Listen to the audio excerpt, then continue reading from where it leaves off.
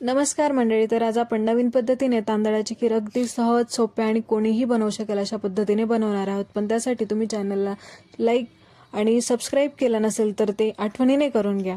तर त्यासाठी आपण आता बनवूया खीर कशी बनवतात. त्यासाठी सर्वात प्रथम आपण दूध उकळवून घेतलं, त्याच्यामध्ये वेलची पूड टाकली, त्यानंतर आपण कस्टर्ड पावडर टाकली. ही कस्टर्ड पावडर पिस्ता फ्लेवरमध्ये आहे आणि त्यानंतर त्याला उकळी येऊन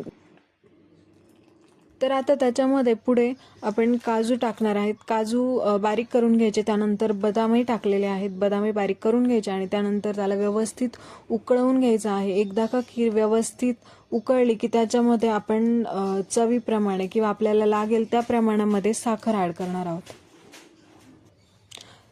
तर आपण साखर ॲड करून घेतलेली आहे. आता त्यानंतर त्याला व्यवस्थित साखर वितळेपर्यंत व्यवस्थित खिरीला व्यवस्थित उकळी येऊन द्यायची आणि त्यानंतर खीर अशी घट्टसर होत जाते. तर तुम्ही बघू शकतात खिरीला खूप छान असा रंग आलेला आहे आणि बस छान दिसते आता खीर.